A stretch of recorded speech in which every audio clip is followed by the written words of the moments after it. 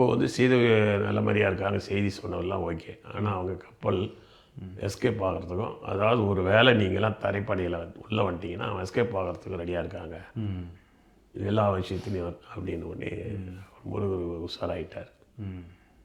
இது அனுப்பிச்சது ரொம்ப நல்லா போச்சுன்னா அவனுக்கு முன்னாடி நாம் வந்து இலங்கை வலிச்சிடணும்.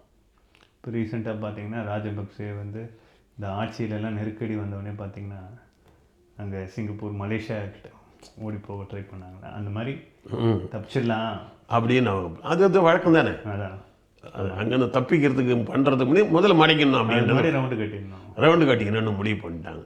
இந்த ரகசியம் தெரிஞ்ச உடனே ஒரு சக்கன்னு இது பண்ணிட்டாரு.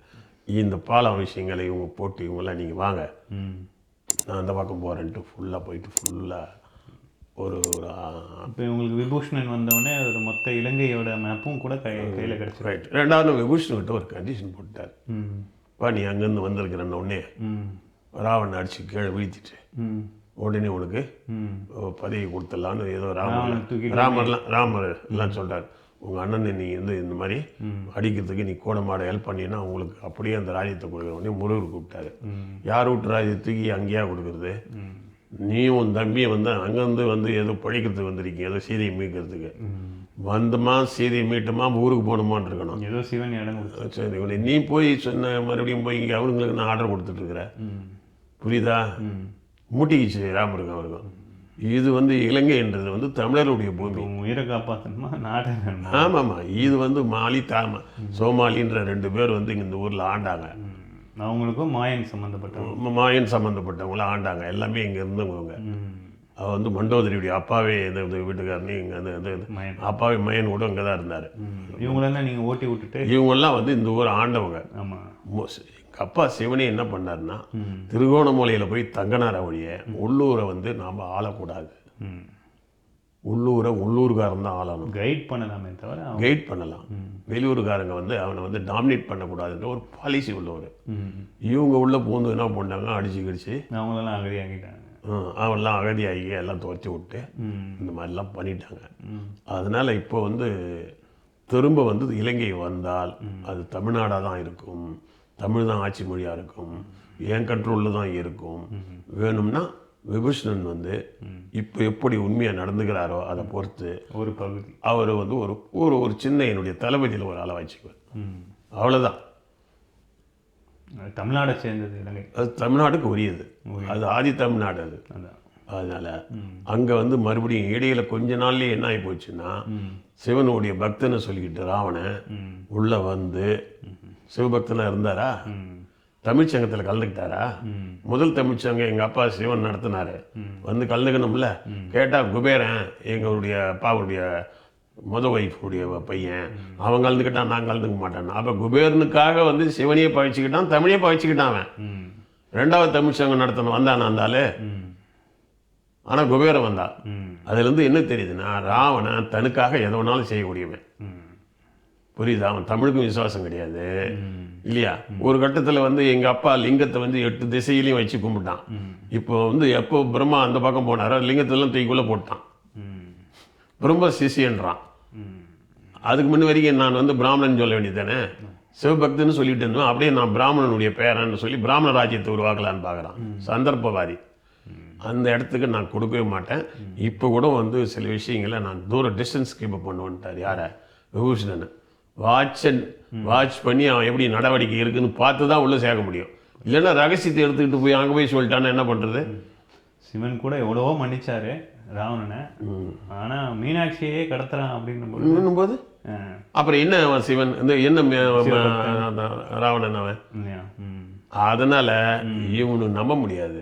இவன் வந்து ஜெயிக்கிற பக்கம் இருப்பானுங்க, சந்தர்ப்பத்துக்கு பயன்படுத்துறானுங்க. இவன் சிவபக்தனே இல்லை. அதனால விபூஷணை கூட நம்ப முடியாது. கொஞ்சம் டிஸ்டன்ஸ் வைங்க. ரகசியம் பேசும்போது நீ நான் பேசும்பொழுது விபூஷணில் கூட தூரம் தான் இருக்கணும்ட்டார். யார்? முருகர் ராமர்கிட்ட சொல்லிட்டாரு. ராமர் சொல்லிட்டாரு. அதனால சும்மா நீ வந்தியா உனக்கு சீதையை மீட்டு கொடுக்குற வேலையை தவிர வேற எதுவும் அனாவசியமாலாம் பண்ணிக்கூடாது அப்படின்னா சரி சரின்ட்டார் அவர்.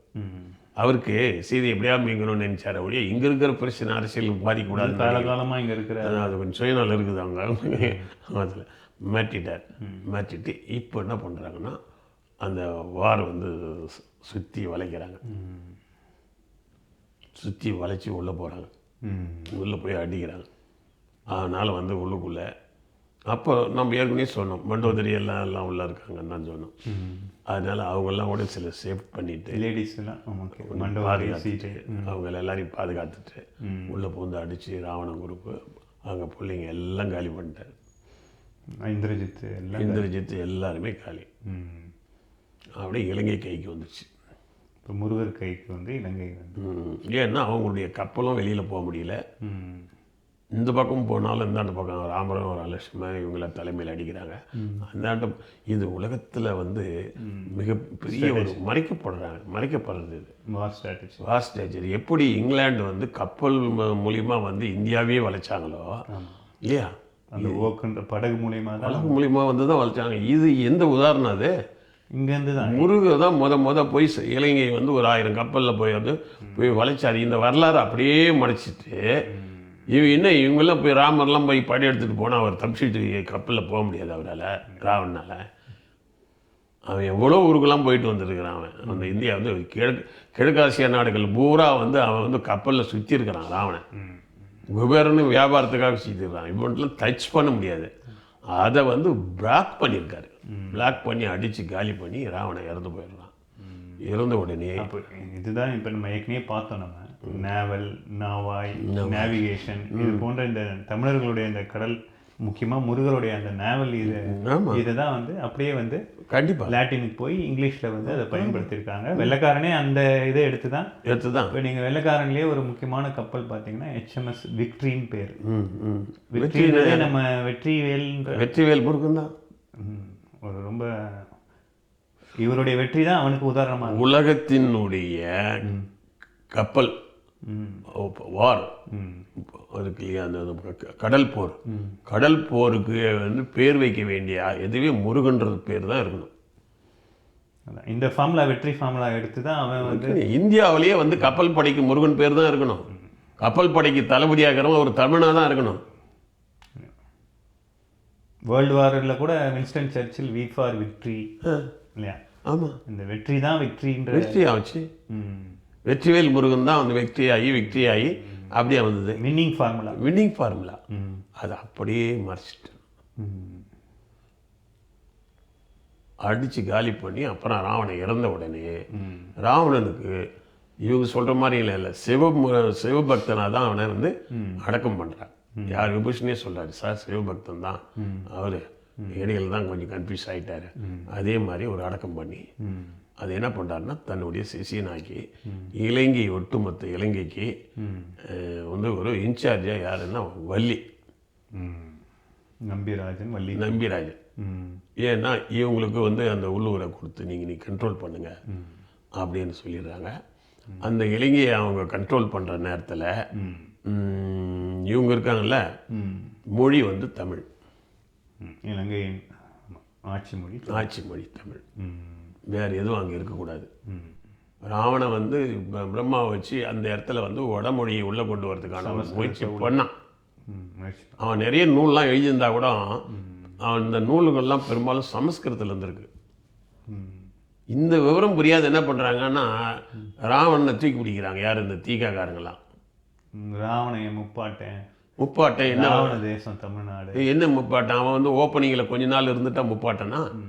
திமுகவில் வந்து இப்போ நெடுஞ்செழியன் எல்லாம் இருந்தாங்க இல்லையா, கொஞ்சம் பேர் இருந்தாங்க. அப்புறம் மறுபடியும் எம்ஜிஆரோட போயிட்ட பிறகு அப்புறம் திமுகவில் இருந்து அவங்க வந்து இப்போ திமுககார பார்க்க மாட்டாங்கல்ல.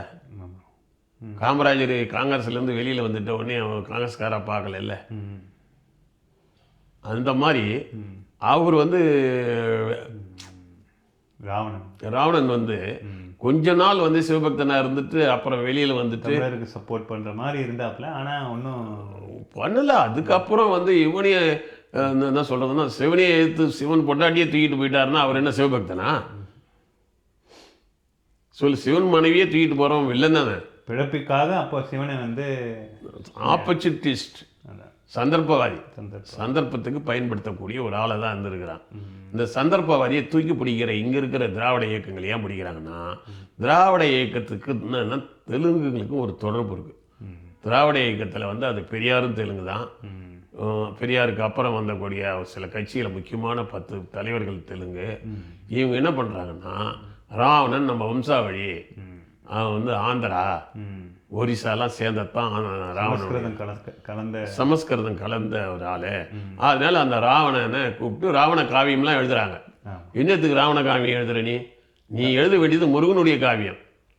இப்போ ராவணனை தூக்கி பிடிச்சி முருகன் வளராமல் பண்ணுறாங்க.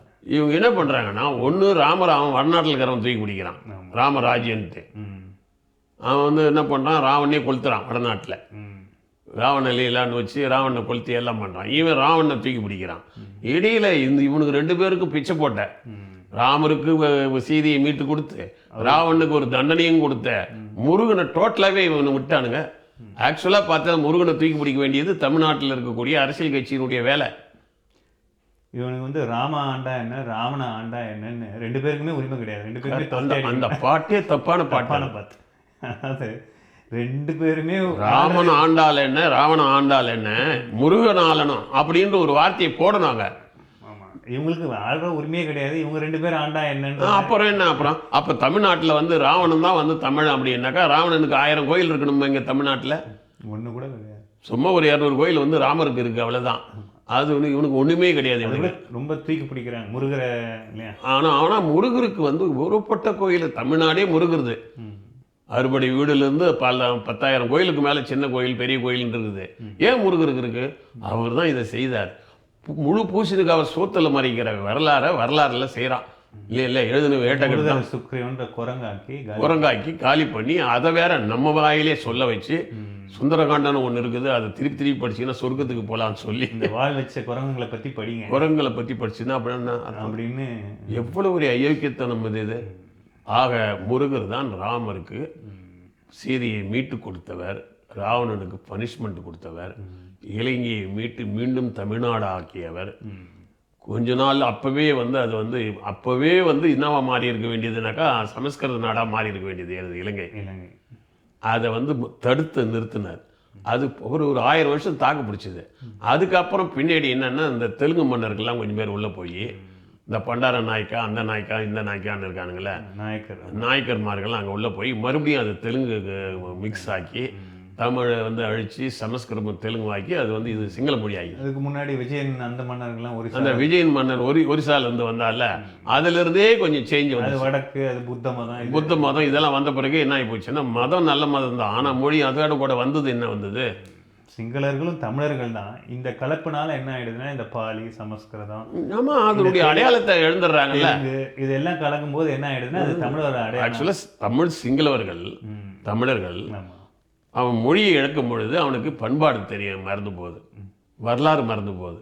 வேற என்னன்ற இல்லைன்னா ஆக்சுவலாக அவன் தானே வந்து தமிழனை பாதுகாக்க வேண்டியது. அவன் தமிழனே அடிக்கிறான்னா என்ன அர்த்தம்? அந்த வரலாறு அவனுக்கு இல்லை. அவன் விஜயன் வந்ததுலேருந்து தான் அவனுக்கு வரலாறு இருக்கு, புத்த மதம் வந்ததுலேருந்து அவனுக்கு வரலாறு. கிட்டத்தட்ட தமிழனை விட்டு தமிழன் அடிக்கிற மாதிரி தான், தமிழன் அடிக்கிற மாதிரி தான். அதாவது உருமாறிய தமிழன், வரலாறை இழந்த தமிழன், வரலாறை கையில் வச்சிருக்கிற தமிழன், இப்படிலாம். ஆனால் அந்த வரலாறை திரும்ப மீட்டவர், இலங்கையினுடைய வரலாறை மீட்டு மீண்டும் தமிழர்களுடைய அது ஒரு நாடா ஆக்கணவர். கதிர் கிராமம் அந்தாண்டு பார்க்கணும் ஒரு கண்டி, நல்லூர் முருகன் இதெல்லாம் ஏன் முருகர் கோயில் பெருசாகுதுன்னா, அவர் தான் சண்டை போட்டவர். இந்த மக்களுக்கு தெரியாதா? அந்த மக்களுக்கு தெரியாதா? ராவணன் தான் அங்கே ஆண்டான்னா ராவணனுக்கு பெரிய கோயில் என்னதான் மறைச்சாலும் மக்கள் வந்து தூக்கி பிடிக்கிறான். அதுதான் முக்கியமான விஷயம். மக்கள் தலைவன் ஆகிட்டான் அவங்க. இப்போ இலங்கையில் வந்து பார்த்தீங்கன்னா, ராவணன் வந்து இறந்துட்டாரு அப்படின்றத பார்த்தோம். அதுக்கு அப்புறமா இங்கே தமிழ்நாட்டில் என்ன ஆச்சு அப்படின்றத நீங்கள் கொஞ்சம் விலாவரியாக சொல்லுங்களேன். ராவணன் இறந்த உடனே சீதை குழந்தை எல்லாத்தையும் அழைச்சிக்கிட்டு, நம்ம தான் சொன்ன இலங்கை வந்து இவங்க வந்து ரூல் பண்ண வள்ளி மனைவி வள்ளி நம்பிக்கிட்ட கொடுத்துட்டு நேராக அங்கே வராது. நேராக எங்கே பார்க்குறாருன்னா, சிவன் வந்து பார்க்குறான். சிவன் அப்போ எங்கே இருக்கிறாருன்னா, அர்த்தநாரீஸ்வரர் வந்து எங்கே இருக்கார்? திருச்செங்கோடில் இருக்கார். அங்கே வந்து அவரை பார்க்குறான். அவர் தான் எல்லாமே ஒதுங்கி இருக்கார் இல்லையா, துணி இறந்ததுலேருந்து வாரிலேருந்து ஒதுங்கி இருக்கார். அடுத்து வந்து இந்த மாதிரி செய்தியை மீட்டாச்சு அப்படின்றாங்க. ராமர் லட்சுமணன் எல்லாம் ஆசீர்வாதம் எல்லாம் வாங்குறாங்க. சரி நல்லது அப்படின்றாங்க. உடனே அவர் என்ன சொல்கிறாரு, சரி செய்தி சொல்லி அனுப்புங்க. யாருக்கு? பரதனுக்கு இந்த மாதிரி வெற்றி பெற்றாச்சு, நாட்டில் 4 வருஷம் முடிஞ்சு போச்சு, நீ கீழே இறங்கி ராமருக்கு ஏற்று இங்கே வந்து அழைச்சிட்டு போய் அவர்கிட்ட பதவி ஒப்படி அப்படின்னு சொல்லுங்க. உடனே முருகு சொல்கிறாரு, ராமர் காட்டுக்கு வந்த போதும் என்ன கண்டுக்கலாங்க, சீதையை ராவணன் தூக்கிட்டு போன போதும் கண்டுக்கல, இவ்வளோ நாள் சண்டை போட்டோம் அவன் வரவே இல்லை, இப்போ என்ன தாம்பல் தட்டில் கொண்டு வந்து கொடுக்க போகிறான், இப்போ வந்து வருவான்னு எதிர்பார்க்குறீங்களே எப்படி அப்படின்னாரு. சிவன் என்ன சொல்கிறாரு, வரமாட்டான்னு தெரிஞ்சால் கூட டெமோக்ராட்டிக்காக ஒரு நாம் வந்து அவனை கூப்பிட வேண்டியது ஒரு முறை. வரமாட்டாங்க சில பேர் கல்யாணத்துக்கு பத்திரிக்கை வைக்கிறது நம்ம கடமை இல்லையா? அந்த மாதிரி இது என்னென்னா, இது வந்து பொதுமக்கள் மத்தியில் தவறு அவங்ககிட்ட இருக்குது, நாம் முறையாக தான் செய்கிறோம், தப்பு அவன்கிட்ட தான் இருக்குதுன்றது ஒரு டெமோக்ராட்டிக்கை கிரியேட் பண்ணணும். வரலன்னா அது அவனுக்கு தான் நஷ்டம், உனக்கு பேர் தானே அப்படின்னு சொல்லி இவ்வளோ தூரம் போரிட்டார். அவர் எதுக்காக போரிட்டார், அந்த இவனை அழிக்கிறதுக்கு பரதன் அப்படின்னு வந்துடக்கூடாது, நல்லது செய்யறதுக்கு தான் போரிட்டு தானே நீ அப்படி கரெக்டு. அவர் சொல்லுறதுன்னு புரிஞ்சுக்கிட்டேன். முருகர் என்ன பண்ணாருன்னா ஆள் அனுப்புகிறாங்க. அனுமான் தான் போவார் வழக்கம் போல். போய் அங்கே விஷயத்த சொல்கிறாரு. அவன் வந்து மிரட்டி விட்றானுங்க. யோ காட்டுக்கு போன்னு சொன்னோம், 14 வருஷம் காட்டில் இருன்னு சொன்னோம், காட்டில் இருந்துட்டு வந்தால் நாங்கள் நாட்டை கொடுப்போம். இவன் காட்டில் போய் இல்லையா நீங்கள் விதியை மீறி வாருலாம் எதுனா ஏதோ போயிட்டு சும்மா சண்டைலாம் போட்டு எல்லாம் பண்ணிவிட்டு இப்போ வந்தால் என்ன அர்த்தம்? அதெல்லாம் கொடுக்க முடியாது. இன்னொரு 14 வருஷம் காட்டில் இருந்தால் தான் ஒத்துக்க முடியும். வேலையை பாருங்க நீ அப்படின்னு அப்செட் ஆகிடுறாரு. உடனே விஸ்வாமித்திர இவர் இருக்கார் இல்லையா வசிஷ்டர், அவர் ஏன்னா அவர் கொஞ்சம் பெரிய ரிஷி. இல்லைப்பா அவங்கக்கிட்ட இல்லை, அவங்ககிட்ட நாட்டை ஒப்படைக்கிறது தான் கரெக்டுன்னு நான் சொல்கிறார் அவர். அவருக்கு தெரியுது இவன் கை ஓங்கிடுச்சுன்ட்டு. ஏன்? ஆமாம், விநாயகர் இறந்துட்டாரு, அவருக்கு நல்லாவே தெரியுது ராவணன் இறந்துட்டான். ஆமாம் ஆமாம். ஆனால் அவன் கொஞ்சம் பிடிவாதமாக இருக்கானு. ஏன்னா அங்கே துரோணாச்சாரி அந்த ஆச்சாரி அடுத்த கட்ட பெரிய பெரிய பீஷ்மர் எல்லாம் இருக்காங்கல்ல, அவங்களாம் ஆஹா அதெல்லாம் முடியாது பார்த்தலாம் அப்படின்றாங்க. மகாபாரதத்தில் இருக்கக்கூடிய ஆளுங்க பூரா வேறு இருக்காங்க, அங்கே எல்லாருமே இருக்காங்க, எல்லாம் ஒரே காலம் தானே கிட்டத்தட்ட. அதனால பிடிவாத மாதிரி பண்ணி வசிஷ்டர் வந்து கொஞ்சம் புத்திசாலி, அகத்தியர் மாதிரி அந்த மாதிரிலாம் நினைக்கக்கூடிய பிரம்மா. அவருக்கு அந்த விஸ்வாமித்திரர் ஜெயிச்சு அதுக்கப்புறம் இறந்துட்டதுனால இவருக்கு கொஞ்சம் ஈகோ கொஞ்சம். இவர் என்ன நினைக்கிறாருன்னா, நாமளும் அந்த மாதிரி ஒரு எப்படி இருந்தாலும் நான் அடுத்த கட்டம் தோற்று போட்டால் நமக்கு தான் சிக்கல் வந்துடும்ட்டு இவர் இறங்கி போகிறார்.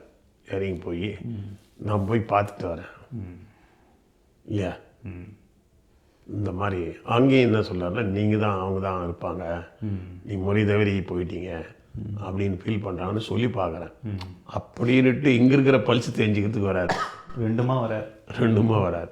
எது ஜெயிக்குதுன்னு பார்த்து பண்ணிக்கலாம் அப்படின்னு புதுசாக வராது.